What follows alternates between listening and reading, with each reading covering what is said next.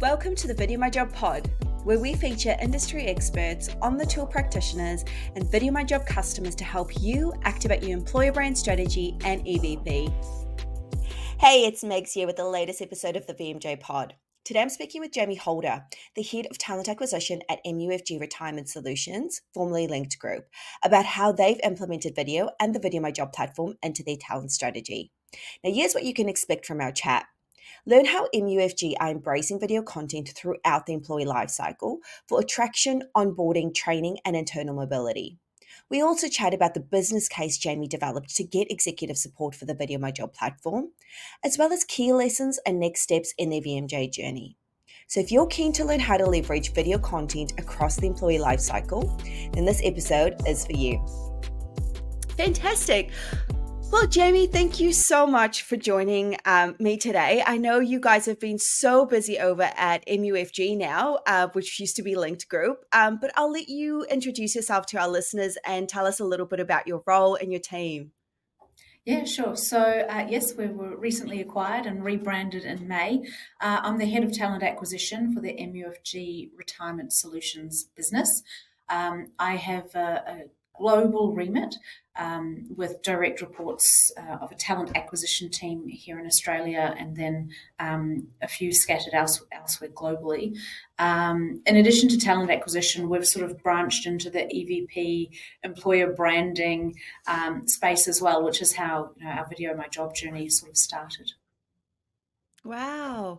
And what was this your status quo prior to using VideoMyJob, Jamie? What were you guys doing within this space prior to getting a video platform on board? Sure. To be honest, it was pretty limited. We had a couple of quotes from employees on our website. They were static quotes with an image. And to be honest, a number of those people, when I started looking at our career site, had already left the organisation and had been gone for some time. And the ones that remained on the site were really quite senior, so they weren't going to appeal to the broader candidate base that we were trying to attract into the business. So we definitely had to do something, but that was a pretty limited approach that we had. Yeah. Yeah. And I think there's so many, companies out there that still have that, old employees on their careers or values page, and it's just a whole lot of text. Now, Jamie, you were part of our Story Feed Activator program, which we ran for about 6 weeks. And our team took you through how to build a library of employee story videos, and then adding that to your preferred page on your website, be that, your grad program or your career site. What were your key objectives, or what were 2 or 3 things that you wanted to improve using the platform? I was really looking at how we could use VideoMyJob through our entire employee life cycle. So whilst the front end of attraction is obviously a key component of my talent attraction role, I was also looking at and working on an onboarding project. So I wanted to see how we could embed some video content into our onboarding process, and then also looking at how we could use it as a tool in our training toolkit, and also for promoting internal mobility through spotlights of employees and so on. So I was looking at it quite holistically. That is so good to hear, because you're right. It doesn't need to be solely for attraction. It can be for onboarding. It can be for various other things. So I'm really looking forward to hearing just what you guys are doing fully within that space. But just to start us off, for those who are listening who would like to get a solution like VideoMyJob across the line, but are not too sure how to do that, can you talk us through the process that you and your team took to get investment for a platform like VideoMyJob? Yeah, sure. So we're a B2B organisation. Our clients are our super funds, so we don't have a B2C element. We don't deal with consumers directly. And as an employer, we've been flying below the radar for a long time. A lot of people who aren't in financial services don't know who we are as an organisation. So when I started, part of my remit back in January last year was to look at our EVP. And this kind of grew out of that. So as part of the broader EVP piece of work, I started thinking about employer branding and what we had in the toolkit to use to support and generate employee-driven content. So I went to marketing and I got the cost of doing, 1 or 2 videos through our agency provider, because we had an agency who would use to create video content. And they told me the cost of one video, and I realized pretty quickly I didn't have that in my budget, potentially even for 2 videos, let alone what I was hoping to do in terms of showcasing our employees and then moving it to an employment branding component. So I went to the market, I started looking at vendors. Obviously VideoMyJob was one in the video platform space, and then I put together a business case, and that I pushed that through to the CEO. And essentially, I didn't just position it as a TA or talent attraction or talent acquisition tool. I looked at it as, this is where we could incorporate it into onboarding. This is the cost reduction if we don't use an agency or our traditional agency model to create that content. These are some of the things we can do in terms of job video ads, employee stories, day in the life of type stuff. So it was really trying to show the return on investment through cost reduction and expanded product offering. That's how I built the business case. Jamie, that is so great. And that is, you touch on so many great points there in terms of, to create 1 or 2 videos is such a big cost undertaking, whereas I'm sure, at this stage, I think your library's got at least over 30 videos that you've got in a shorter space of time, and you're able to continuously grow that. So, thank you for sharing that, because I know that there's probably a good few listeners out there that that would need to put that together. Now, Jamie, just to come back to all of the various ways that you're going to be using the content, can you talk us through how you do plan to bring employee perspectives into your strategy, and the various ways you plan to do that? Yeah. Sorry. So this has been driven, the employee perspective piece has been driven largely by our EVP project that we did. So, and then combining that with our employee engagement survey results. So at the end of last year, my team and I, we interviewed 10% of our global employee population, asking questions like, why do you enjoy working here? Why do you stay? And 4 or 5 other questions as well. And we're building out our employee-based content based on the responses to those questions. So if somebody said, you've got a really good flexible work policy, I know I can do my school run every morning, and then my partner can do the school run in the afternoon, and there's never any questions about where I am. So things like that. Obviously, flexibility is pretty important in the market. Job security, we've got people who have, literally grown their careers throughout our business. We've got one person who started as an EA quite a few years ago, and she now leads one of our tech businesses. That's not a normal career story. So doing that, but also we're building out BU related content. So it's not just MUFG Retirement Solutions as a holistic organization. It's what do you enjoy about working in our tech organization? What development opportunities do you have in our insurance organization?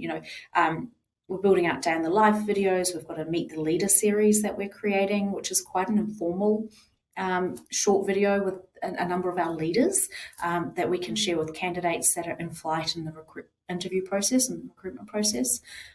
We've got some videos from Pride Month. So we've got our employees talking about their experience with Pride, whether that's as a member of the LGBTQIA+ community or an ally. So we talk about allyship in that series as well. We've got some diversity and inclusion videos. We've got a couple of people in our Collins Street office who are training guide dog puppies. So how cool is that? Why wouldn't you create some video content and have a cute dog in your office? So really looking at, what our employees value, why they like being here, and then trying to get that across in a really relatable way. I absolutely love that story. Firstly, you guys have been very busy. Yeah. Yeah. But no, I think you touch on so many great things there, Jamie, which is, you're getting that information back from your employees, right? They're telling you what the values are within your business, and you're then able to then just organically and authentically share that out, and people who resonate with that can then apply because they recognize that this is a company that they're wanting to work for. You touch on having that leadership, but then also that career progression part in there as well. So people know, hey, I know what a career path could look like within your organization as well. So, and what an amazing way to do that through video. So, a great job. I can't wait to see that all come to fruition. um, so it's just to sort of take a step further there, because it sounds like, as I said before, you guys are doing a lot within this space. How has the ability to create your own content with using VideoMyJob really empowered your team and your employees within that space? Yeah, so to be honest, at the start, it felt very tentative, both in terms of employees willing to be on video and the confidence level of my team in supporting and driving that activity. But I look at my team now and they're really excited about it. They're really excited to go out and do it. They feel like they've learned a new skill. It's enabled a different type of connection with the business. And them to engage with people that maybe they typically wouldn't. We're engaging with people who aren't necessarily hiring managers, who are typically the people we talk to, apart from candidates, on a day-to-day basis. So they're all really excited about it. The leaders that we've spoken to as part of our Meet the Leader series have been really engaging. I've been very surprised at how transparent and honest, and we ask them things like, who do you barrack for in the footy, and what's your favourite streaming platform? And I thought I'd get some questions around, why are you asking me these questions? But they didn't. They embraced it, and they kind of get what we're trying to do, which is really helpful. So my team feel very empowered. The business leaders are really behind it and supporting it. They're giving us names of people in their teams that we could reach out to and saying, oh, this person does this on the side, or this person's had this career progression. You should go talk to them. And people are really taking it up. So I think all round, people are getting very, very comfortable with the concept. And I think everyone's feeling really positive about it. That is amazing. Because look, I speak to a lot of customers, and sometimes, it gets picked up so quickly. And then other times, as you said, it is sort of like a slow process to get people to at least try it. And then once they try it, they see how easy it was. But it sounds like you've had quite a bit of success with that. Was there any kind of adoption challenges, Jamie? Was there anything that you kind of needed to do just to drive that or get that sort of wheel turning within that you can remember? Or what did that look like for your business? Honestly, we didn't really have any adoption challenges. The only challenge we really faced is something that I don't think is unique to our business at all, and that is getting the time in people's calendars to do it. As an organisation, we've obviously just been through an extremely busy period post-acquisition, rebranding and so on. So there was a lot of people who would accept the calendar, be keen to do it, and then something would come up and they'd have to move it by a week. So it was really that juggling act, which again, I don't think is unique to our business. And then once we had one or two videos and we started sharing that content with people we were asking to participate, it all just sort of fell away. And so it's really just a scheduling issue. And that's around people's availability, because people are busy. So most people have been really willing and keen to learn and then shared their experience, and it's sort of built from there. Yeah. And I think you also touch on a good point there. If you can send through a couple of example videos as well of what people are already doing. I think sometimes people are like, okay, so that's kind of what I'm meant to be doing, and now I have a rough idea, as opposed to me just having to figure this out by myself. So look, I think that's a good point. And Jamie, what is one practical tip that you would provide EB and TA teams looking to create their own content for employer brand activation using VideoMyJob? I created a framework I was kind of lucky. I had this EVP project that we'd literally just finished. So I was able to create a framework of, our BUs and then structure different content along what we wanted. And then we had the onboarding project. I could structure what we wanted. I had some ideas for hiring manager training, so I could structure what we wanted from a video component to support that. If you don't have something like that to help, point you in a direction, I'd have a conversation with the leadership team around, what's been done historically if you're new to role, and what's the direction the business going in. And that will start to give you some pointers.